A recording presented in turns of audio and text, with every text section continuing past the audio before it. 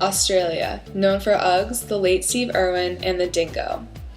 But where do they fit in? The Torres Strait Islanders are split between 19 small island communities with populations between 70 and 750 people. Traditional society of the islanders was changed by 3 events: the pearl shell, the Christian missionaries, and annexation. Commercial quantities of the pearl shell were discovered in 1870. This brought thousands of seamen from all over the world that raided the Torres Strait Islands. This invasion gave Australia the excuse they were looking for to annex the islands in 1879. This annexation brought colonialism, alienation of land, and an increasing control by outsiders. Prior to the annexation, the Christian missionaries arrived in 1871. Christianity had a huge impact on the traditional religious and political standpoints of the islanders. The Torres Strait Islanders' spiritual tie to the sea was recognized in the largest native sea claim in the country's history, covering over 40,000 square kilometers of ocean. The ruling meant that while ships, commercial fishermen, and other businesses will still be able to operate in the strait, any future development on the islands can only go ahead after consultation with indigenous groups. Although the Torres Strait Islanders are people of tradition, they live a modern lifestyle. In the past, the islanders used wooden outrigger canoes and wooden spears for fishing and hunting. Today, they prefer to use small motorized boats, fishing rods, and spear guns. Oral, visual, and traditional stories provide the link to their past and are the fundamental elements that keep their cultures alive. However, they have embraced social media such as Facebook and Twitter. The islanders believe in a community based on a system of kinship. It influences marriage decisions and rules over many of their behaviors. Women within the community often get pregnant to help infertile couples. Adopting a male child from a close friend or relative will ensure that the family name lives on.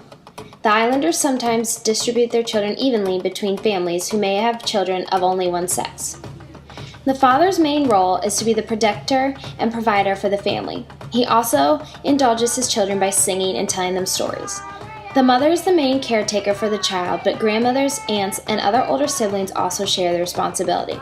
The mother's major role in child rearing is to teach young girls important cultural information about being a woman, such as their spiritual and social well-being and ancestral laws. Female initiation into adulthood occurs at puberty. This involves seclusion with a parental aunt who gives assistance and instruction to the young women. The male initiation ritual is more elaborate.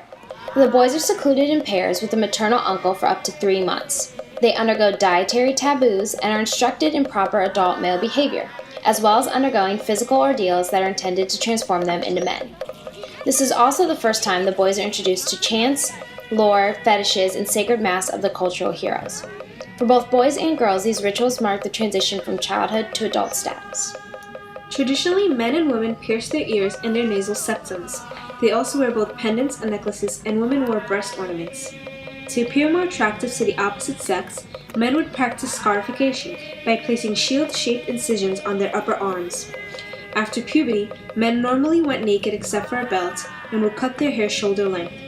Women wore knee-length skirts of grass and bark and would cut all of their hair off. However, unmarried women kept short hair to appear more attractive.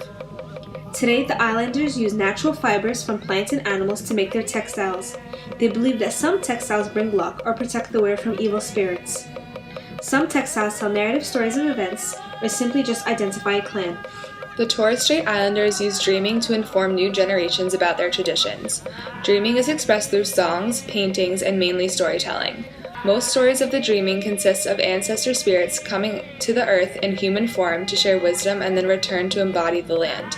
The islanders' knowledge of tradition, law, and religion relies mainly on the dreaming stories. In the past, when a family member died, the islanders would abandon the village and leave the corpse with the male kin. At a later date, the head of the corpse would be removed and the wife would keep the skull to carry around with her during her mourning period. Today, the rituals mostly follow Western funeral customs, but continue the old tradition of the unveiling ceremony. This ceremony involves the family of the deceased member covering the tombstone in cloth and decorating it, and then having a public unveiling. After the ceremony, they have a feast and celebrate the occasion by traditional dancing.